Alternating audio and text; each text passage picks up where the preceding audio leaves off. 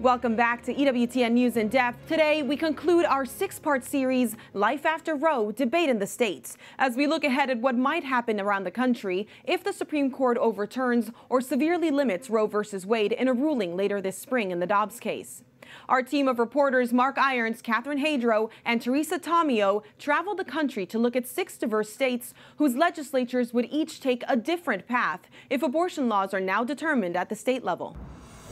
I think it's because Maryland is the original Catholic colony that Maryland has been so targeted by pro-death policies, including abortion. We began our reporting in Maryland.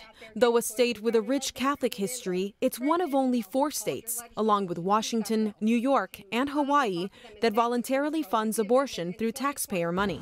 Discussion was opened again to look at what Roe v. Wade could possibly be overturned. I wanted to make sure that Florida was in a position to be able to protect the children here in this state. In Florida, politics are changing. Though the state's constitutional right to privacy has long been a roadblock to the pro-life movement, State Senator Kelly Stargel recently introduced a 15-week abortion ban that passed the Senate. Governor Ron DeSantis is expected to sign it into law any week. It was the 1846 law and the 1931 laws here in Michigan which protected me. No exceptions. And I literally owe my birth to those laws which protected me because my birth mother's choice was to abort me at the time. As pro-life attorney Rebecca Kiesling told us, Michigan presents a unique situation. It's one of a small handful of states whose state constitutions ban abortion. If federal abortion protections are overturned, Michigan would revert back to its pre-Roe status, and abortion would be outlawed automatically. Well, I absolutely would attribute it to the faith of the legislators, but the faith of the citizens of the state of Tennessee. In the heart of the Bible Belt, Tennessee evangelicals bolster the Catholic emphasis on protecting life. The state has passed some of the nation's most pro-life legislative measures, including a trigger law that would automatically ban abortion if Roe is overturned, except in cases in which the mother's life is in danger. Here in California, our governor and state legislators have said that they would like to make California a sanctuary state for women seeking an abortion. But a big challenge to the pro-life movement in California. Pushing the abortion sanctuary idea, Governor Gavin Newsom signed a new law in March, making abortions cheaper. Copays and deductibles are eliminated for people on private insurance plans. But no matter what the political differences in each state, whether leaning pro-life or pro-abortion, we found a common theme. I just think this is really what the Catholic Church calls us to do with the pro-life movement. The need to help women in crisis pregnancies and give them the support they need to care for their child. It goes back to being able to assist her with housing, a job, schooling, whatever it is that her needs are. And now, our final state, Vermont. Already ranked as the state with the least amount of protection for unborn children, Vermont could take it even one step further with an amendment to its state constitution on the ballot this fall. Reporter Mark Irons is just back from Montpelier, Vermont. Natural beauty abounds here in the Green Mountain State. According to a 2021 CNBC survey, Vermont is the most welcoming state and best place to live, ranked #1 among the 50 states. But look closer. Are all people here truly welcomed and even given a chance to live? There's just no regard for the life of an unborn child at any stage of development here in this state, and it's really appalling. For decades, Sharon Toborg, a policy analyst with Vermont Right to Life, has been tracking legislation coming out of the Vermont State Capitol building in Montpelier, just down the street from her office. Some laws have changed as the seasons come and go, but one thing has remained. Since 1972, we've had unrestricted abortion throughout pregnancy here in Vermont. Throughout all 9 months? Throughout all 9 months. To put that in perspective, Toborg says most states, including places like California and New York, have at least some regulations on the books regarding abortion. Vermont has none. It may come as no surprise that in another survey, this one by Americans United for Life, ranking the 50 states with the most protections for unborn children, Vermont comes in last place. There's just no movement whatsoever to be more pro-life. Pro-life state representative Republican Vicki Strong has tried to propose some basic measures in the State House. like the need for abortion facilities to meet certain standards or a requirement for parental consent before a minor can obtain an abortion. But she hasn't had success. All of those bills get a number and a name and they go to a committee, but the committee will never take those bills up. Pro-lifers say Planned Parenthood, the nation's largest abortion provider, has a strong influence on state politics.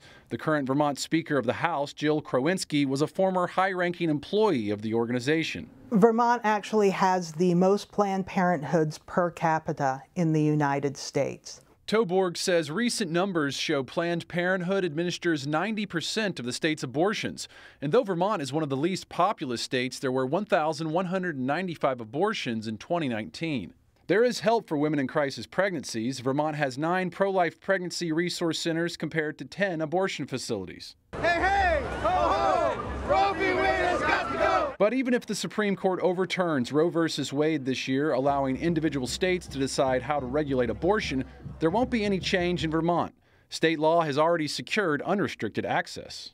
We will pass Prop 5. And now pro-abortion lawmakers want to go a step further by adding Proposal 5, being called the Reproductive Liberty Amendment, to the Vermont State Constitution. And I can think of no better way to show our commitment to personal reproductive liberty and justice than a constitutional amendment. The proposed amendment reads that an individual's right to personal reproductive autonomy is central to the liberty and dignity to determine one's own life course and shall not be denied or infringed unless justified by a compelling state interest achieved by the least restrictive means. Prop 5 is going on the ballot this fall, and Vermont voters will have the final say if it gets added to the state constitution. It doesn't really say anything. It says a lot, but it doesn't say anything. There's very little specific about it. Bishop Christopher Coyne of the Diocese of Burlington says the Prop 5 language is intentionally vague and was crafted to leave out the word abortion. They're not going to include the word abortion because they know if they do, they open up.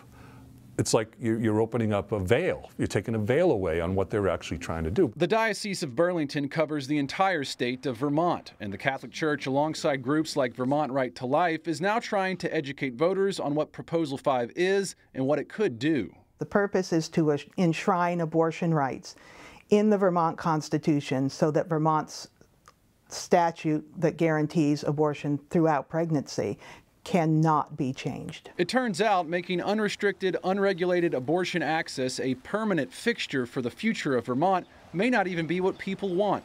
A 2020 poll from Vermonters for Good Government shows although 67% of the state considers itself pro-choice, more than 50% of the population favors some kind of abortion restrictions, such as parental consent for minors, safety regulations for abortion clinics, or the requirement to inform women about alternatives to seeking abortion. Proposal 5 does not include any of those measures, and the amendment text is being criticized as well. Besides not mentioning abortion, it doesn't mention women, only an individual's right to personal reproductive autonomy that shall not be denied or infringed unless justified by a compelling state interest. Could unethical practices and interpretations follow? It talks about reproductive rights, so to speak. What does that mean? It can mean anything as the future unfolds. So it just opens the door, in my mind, to a Pandora's box of unlimited types of scenarios that aren't even thought of yet. Personal reproductive autonomy. We took a printout of the proposed amendment language out on the streets and asked Vermonters if they would support it. I would vote against this, probably. Why? It's just confusing. Most people didn't want to speak on camera, but we did hear from a few. I am very much in favor of personal autonomy, especially for women and anyone in a reproductive situation.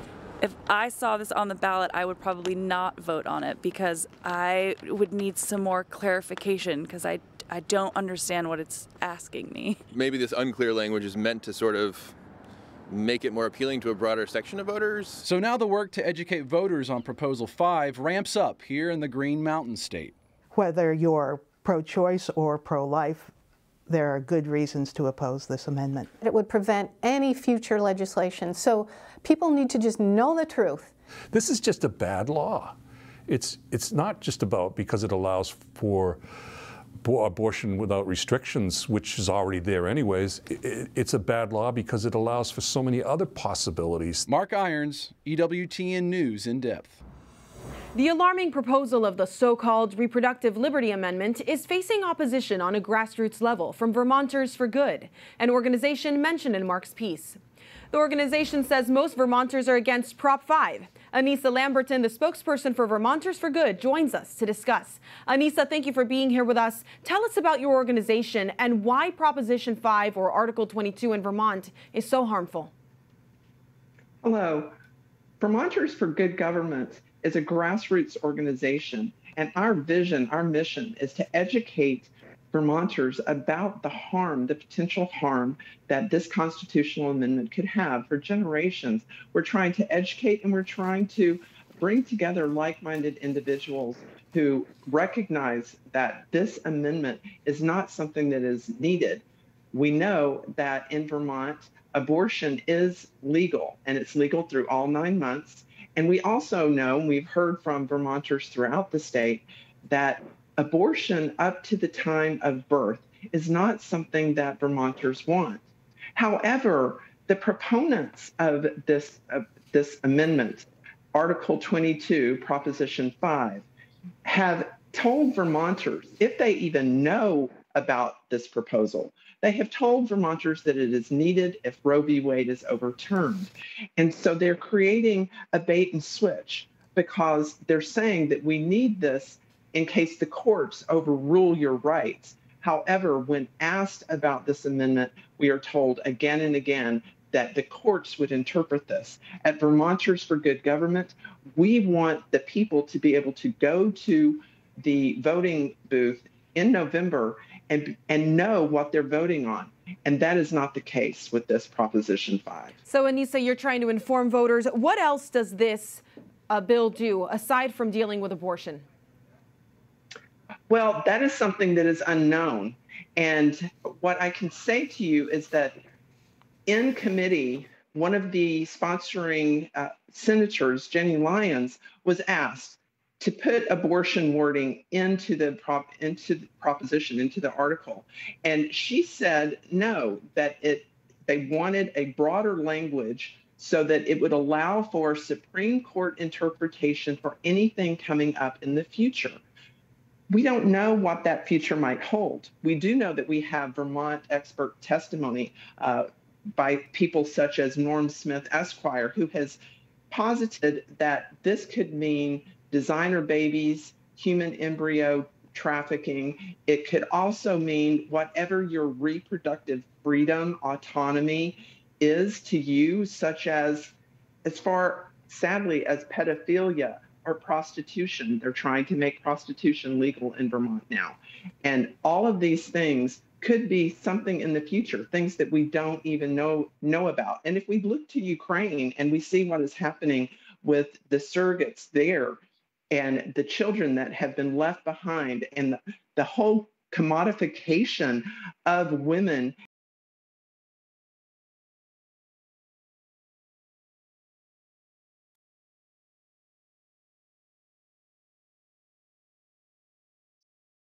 A late term infant for research. We don't know what the future could hold. But we do know that one of our representatives, Ann Donahue, has asked the legislature to consider the eugenics issue here, that we don't know what in the future we might be asked to apologize for or be asked to pay reparations for, because this is open-ended, broad, and unknown. Because of what it might do to minorities. Annisa, this move to amend the Constitution has process issues that you've brought up. Can you explain what the process issues are with this amendment? Well, from my perspective, one of the process issues is simply that the first part of bringing up Proposition 5, and we had 2 votes, the House, the Senate, then it went back to the House. And all of this was done during a time of COVID.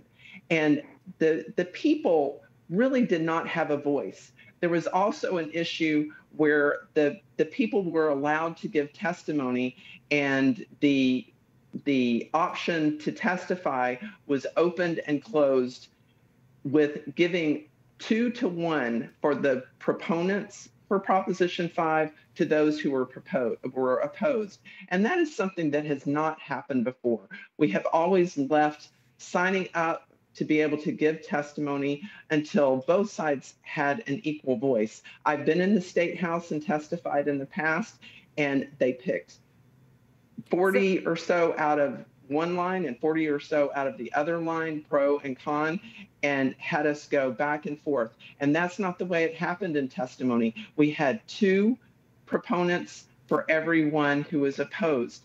And the people here did not have a voice. So it seemed that the debate was lopsided. Well, thank you so much, Annisa, for clarifying for us. We look forward to watching this carefully. And as we conclude this series, our correspondents join me now to talk about key takeaways from their reporting. Mark, Teresa, Catherine, the landscape has changed over the past 6 weeks as you've come on our show to profile the issue of abortion in specific states. Florida, West Virginia, Kentucky, and Arizona have all moved on 15-week abortion bans in their legislative sessions. Idaho has imposed a 6-week ban in the style of the Texas law, covered in headlines for weeks. Teresa, you know this issue well. You've covered it extensively. The actions are heating up on both sides. While states like Oklahoma pass laws to protect life, pro-abortion leadership is pushing public funding of abortion in Rhode Island and abortion until birth in Colorado. It seems no one is waiting for a decision from the Supreme Court to move on this issue. Are you seeing this same trend? Yeah, absolutely, Montse, and thank you so much. Yeah, I think it's happening, and what it's causing people to do, though, I think on both sides of the aisle, is to come forward and get involved in some real activism. And I'm very proud of our pro-life leaders in Michigan because they're not sitting back. The left is pushing forward, as we reported here on EWTN News In Depth, with this reproductive freedom for all issue where they're trying to enshrine abortion in the Constitution through a petition drive to put this on the ballot in November here in Michigan. But pro-life leaders are very active, and they form their own coalition. And they're not waiting either. They're moving forward, and they're reaching out through the Catholic Church, through Protestant pro-life organizations, through pregnancy resource centers, and major other pro-life groups such as Right to Life of Michigan, and really getting out there one-on-one on the streets to make a difference. So you're seeing a diverse coalition come together. That's good to hear. Of the states we covered in our series, Tennessee has had the biggest developments. Pulling its Texas-style 6-week abortion ban, Tennessee is now pursuing a ban on medical abortions and mail-in order pills, as many in the U.S. and abroad pledge to continue to mail and prescribe pills regardless of state laws. Mark, did you get a sense for this when you were there in Tennessee, that the future is in regulating medical abortions rather than surgical abortions? Absolutely, Montse. And this is going to have to be the future of the pro-life movement as they think about trying to regulate this. I mean, if you look at the numbers now, almost half, 40% of abortions in the country are taking place through medication rather than surgery. So it's good to see a place like Tennessee, one of the most pro-life states, get out ahead of this. Remember, this is a procedure that's, people say it's simple and it's easy and it's safe. It's complicated and dangerous. You see women who go and receive these pills and have abortions this way, they're more likely to be at risk of going back to the hospital because of complications. So Tennessee, along with other states, are proposing this sort of legislation. We're seeing it being done in Arkansas, Arizona, and Texas. During COVID, this was definitely a time, I think, when Planned Parenthood and other abortion providers were trying this out to see if this could be the new way. And it looks like it's already been trending that direction. So I think as we consider how abortion should be regulated going forward, you have to pay attention to medical abortion. Using COVID as the excuse to provide medical abortion delivery systems online. We definitely did see that. Catherine, I know that you've reported both on medical abortion issues, but also on how the courts affect the abortion issue. Florida reflects the state of play in the judiciary at the local level. Lawsuits over conflicts between state and federal regulations on abortion are the reason we have this Supreme Court challenge we're talking about. But does the future hold internal challenges at state Supreme Courts? In short, yes. I mean, let's continue with that Florida example. 3 of the justices currently sitting on the Florida State Supreme Court bench were appointed by Governor DeSantis. And because of that, pro-life leaders in Florida have this new hope and optimism that now the state's constitutional right to privacy will be ruled on and decided differently when it pertains to abortion. And this is just one state and one state Supreme Court battle, which is why, Montse, I've been so grateful for this series, because it's a reminder for us all, as we in the pro-life movement have put so much attention into reversing Roe v. Wade, that if and when that happens, that's not going to be the end of the abortion battle. In fact, that's going to be the beginning in many cases and in many states and in many state Supreme Court battles. Absolutely. And you definitely featured that faith was a big part of this. The new Chief Justice in Florida, Carlos Muñiz, is Catholic. Yes. Does that come into play as well? I mean, I think a lot of people are hopeful that it will, especially because Governor DeSantis has promised to appoint, only pro-life justices in a very similar fashion that we saw at the federal level with President Trump appointing 3 justices to the Supreme Court. So I think that will come into play. At least a lot of Catholics are hopeful that it will. Mark, gender-affirming care or transgender transition treatments is being conflated with abortion in California, Vermont, and Maryland. Are you seeing the focus of these bills change from abortions for women to abortions for all people or birthing people? How does this change the debate? I have in 2 of the states we covered, in Maryland and Vermont. In Maryland, you have a Pregnant Persons Act, and in Vermont, they're trying to get a constitutional amendment that says an individual's right to reproductive liberty. So a woman is being stripped from this issue that's often seen as a woman's right to choose. And I was talking with Laura Bogley. She's the legislative director of Maryland Right to Life this morning. She says this is a diversion. She says that she believes women are growing lukewarm on this idea of abortion. So what's Planned Parenthood doing, the nation's #1 abortion provider? They're trying to find other angles to bring people in, to broaden that audience. And so they're saying reproductive rights are transgender rights in the hopes that they'll get more people keyed into this issue. But we're definitely seeing this more and more. And the people I've spoke to say, hey, when you strip somebody of their identity, then you are more likely to take that next step and strip them of rights. That's the rights of an unborn child and a woman. Stripping them of life. Teresa, in your profile of Michigan, the issue of race targeting came up. There's a new lawsuit in Alabama, the home of EWTN, that cites racial discrimination against the Black community, alleging the abortion industry is deliberately targeting racial minorities. What can you tell us about this claim? Well, that actually has been the history of Planned Parenthood and the abortion industry in this country. If you look at Planned Parenthood and its founder, Margaret Sanger, the largest organization arm of Planned Parenthood in New York, had to admit this a few years ago. They were called out for it, and they're now saying, well, yes, that's true, but we're trying to get away from it. They're famous for saying one thing and doing the exact opposite. They claim that they're all about supporting minorities, and yet they are targeting African Americans and Hispanics. Number 1, African American, number 2, Hispanic communities, because what they do is they look for locations in those heavily African American communities, populated communities by African Americans or Hispanic Americans. We see that right here in Southeast Michigan. Along 8 Mile Road, we have several major abortion facilities, and they are amongst the community right there. So the targeting continues despite what Planned Parenthood says, and also the numbers back that up, whether it's the CDC or the Guttmacher Institute. We know that some 17 million plus minority babies have lost their lives at the hands of abortionists in this country since Roe v. Wade. So Planned Parenthood says that they care so much about minority communities, but yet they have a hand in wiping out those minority communities. More minorities affected than anyone else. California has made it clear, California has made it clear that it wants to be an abortion sanctuary. I know that all of you have heard this term, abortion sanctuary. Catherine, aside from the focus on the legal and policy protections for life that we've all discussed, what else can be done to protect life? And how is the church leading, particularly in California, as you reported, on that front? You know, one thing that someone told me was that parish leaders are really the first responders when it comes to the abortion crisis in California. And isn't that true? It's a reminder that so many families and women who are seeking abortions are mothers already and are sitting in our parish pews. So that is why parish leaders need to be equipped with information so they can be the bridge between the resources available and these women who are in need, whether that's pregnancy centers or state funds available for them. One example I want to give is there's a statistic that shocked me. More than 5,000 pregnant women experience homelessness every single year in LA County alone. So the LA Archdiocese has done something beautiful. They donated a convent that is no longer in use to a group, Harvest Home, that has a mission to house these pregnant women. I think that's a beautiful example of how the church is leading on life outside of simply advocating and lobbying for pro-life policy. Absolutely. Not only focusing on birth, but focusing on the women and the families that need our support. I want to thank the 3 of you for being a part of this series, for bringing to light these important issues, and for following this as we continue to look out for what comes next from the Supreme Court. Thank you. Thank you.